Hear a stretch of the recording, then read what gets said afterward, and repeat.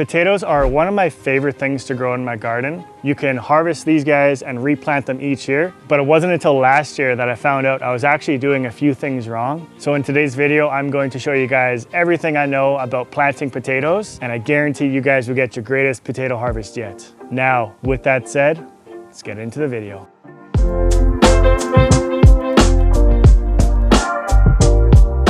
The first thing you need to know is the type of potatoes you have. I actually didn't know this until my third year of gardening, that you have determinate and indeterminate type of potatoes, just like you do with tomatoes. I planted my determinate potatoes in this garbage can here and hilled it all the way up like an indeterminate potato, but I was pretty pissed off that I didn't get any more potatoes for how much work it was. From the very bottom, when I planted, hilling all the way to the top, there was absolutely no more potatoes. So here's what I learned.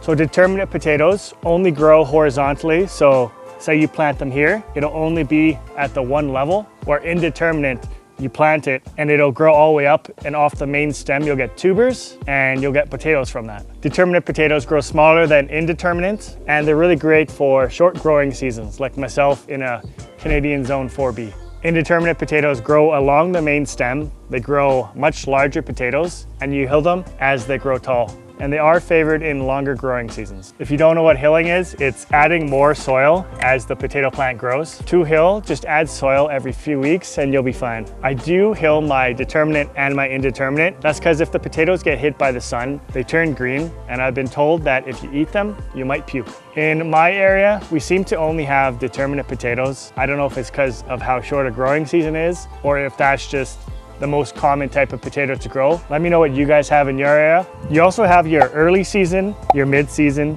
and your late season. Early season averages 80 days to harvest. They take 10 to 12 weeks to grow. You can harvest them in early summer, and early season potatoes are great in salads. Then you have your mid-season. These guys average 100 days to harvest. You harvest them in mid-summer, and these potatoes are great for baking. Then you have your late season potatoes. These guys average 120 days to harvest. They take 14 to 20 weeks to grow, and they store the longest out of the other two varieties. So the next thing you want to do is you want to chit your potatoes. Chitting is just the process of pre-sprouting your potatoes, and it gives you a harvest 2 to 3 weeks earlier. It's great for cold climate gardeners. It gives me the option of growing every variety of potato. So these guys are what you call eyes, which is what you get first when you chit. The main reason you chit is to find out if these eyes will grow. Some of these guys are duds, so you chit to pre-sprout before you plant in the ground, and then find out later that you've got a dud of a potato. And you can control how many eyes each potato has. This was another massive mistake that I made. Was I planted the whole potatoes 2 years ago, thinking that the more eyes, the more potatoes you got, and then wondered why my potatoes were so damn small. I have found 2 to 3 eyes is the sweet spot for each potato. More eyes means more potatoes, but smaller ones of them.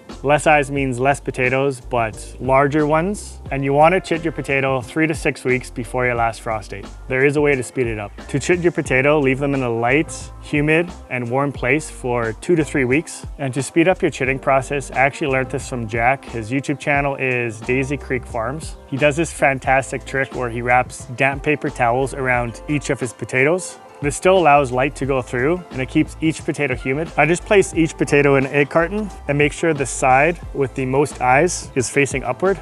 And to go one step further, Jack throws an onion with his potatoes. They say don't store your onions and potatoes around the same area of your pantry. It's actually because the onions release ethylene gas, which starts the potato sprouting process a bit sooner. Once the potatoes are chitted, you want to count how many eyes there are. And this is what happens when you leave your potatoes in a dark area, not a light area. They'll try reaching for sunlight while they're sprouting, and you'll see them go really thin and really tall. This is not what you want. You want some short and stocky, good looking eyes. Looks like something from The Last of Us. I've seen these guys in the show. Say your potato is smaller than 2 ounces. I probably wouldn't use this guy. This guy would be okay. And you can see a couple eyes that haven't sprouted yet, but I would plant this guy whole. But say the potato is smaller than 2 ounces, but has 4 to 5 eyes. What I would do is go around with a spoon and scoop out all the additional eyes, and only leaving 2 to 3 eyes per potato.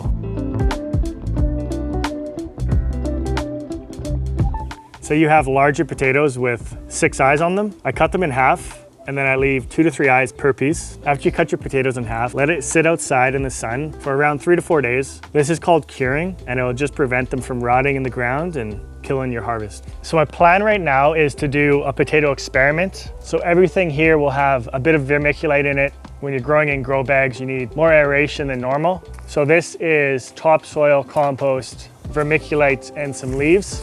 This one is old soil with some vermiculite. This one is just going to be leaves and straw in here. I'm not going to put any soil. This one is just potting mix, a premium potting mix from my local nursery. I'm going to grow in all these, so I'll be fertilizing, keeping all the growing conditions with the water and the fertilizer the exact same. Tally up how many potatoes I got, what's the weight of them later on. I think for most vegetables, in-ground or raised garden beds is by far the best choice. It'll give you the best results. But for potatoes, because they can handle almost any growing condition, you don't water them and you forget about them, they somehow still produce potatoes. So what I'm going to be doing this year is growing all my potatoes in 10-gallon grow bags. I found that 10-gallon grow bags gives you enough space for the potatoes to grow, and I can still move it around fairly easily. And I'm going to move it around my garden, areas I don't normally use. Potatoes are heavy feeders, so you want to grow them in a loose, well-draining soil, high in organic material. But just make sure you get about 6 to 8 hours of direct sunlight. In a 10-gallon grow bag, I like to plant 2 large seed potatoes.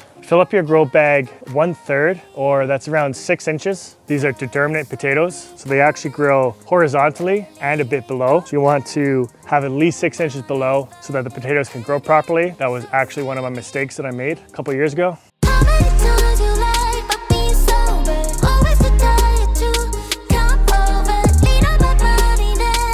So I got 2 here, and what I'm going to do is fill this up another 6 inches. And because I got 2 here, then I'm going to put another 2 almost in a diamond shape. So when these guys grow up, it's not going to block anything. And then the 2 over here are going to grow up, not going to block anything, and it's going to be horizontal growth. So you're going to have one 6 inches, and then the other one's 12 inches. So you're going to get 4 potatoes all growing up. Nothing's kind of interfering with it. So in a 10-gallon grow bag, this will be 4 potatoes all growing in here. So you can use the space pretty efficiently. If you are growing in different size of containers or grow bags that I've got here, I'll put a list of what I would do for each size right here. If you are in a hotter growing season and you're growing your indeterminate varieties in a 10-gallon grow bag, I would put 2 and just hill it up every few weeks. The last thing I do after planting is add a thick layer of mulch. Grow bags are notorious for seeping water, not keeping moisture in. You don't have to water as much. It's almost snowing right now, so this will add a nice layer of insulation, and I like the look of it. If you do plant in a raised garden bed or just an in-ground bed, it's kind of the same thing. You want to dig between 6 and 12 inches down. Take one of your seed potatoes and just plop it down. You don't need anything deeper than 12 inches max. I've tested that. I've put it in a garbage can way further down. So 6 to 12 inches, that's all you need. And I just plant the potatoes between 8 and 12 inches apart. That'll give it enough space to grow. So when flowers start forming at the very top of your potato plants, that's a sign that your potato plant's starting to produce tubers. And if you let that flower go, it'll eventually produce potato seeds. So what I do is I always cut the flower off, because you don't want the potato plant putting its energy into the flower and then seed. Instead, you want to cut it off and let the potato plant focus energy on developing the potatoes themselves and the tubers. And closer to the harvest, your potato plant is going to go yellow and brown, and it's just going to look real crappy, end up falling over. And that's a sign that your potatoes are ready, your plant is through its cycle, and at that point, it is time to harvest. The thing I love about the grow bags is you can just take your grow bag, dump it completely upside down, and you'll find every single potato. Sometimes you'll miss a potato, and then next year you'll have a random potato plant that sprouts out, a surprise potato. And then you can also amend your soil really easily and throw it back into the grow bag. So that's why I choose the grow bags. Now that you know everything that I've learned about growing potatoes over the past few years, if you want to learn how I collect 660 gallons of rainwater on all my downspouts, click this video next to find out how. Love you. Bye.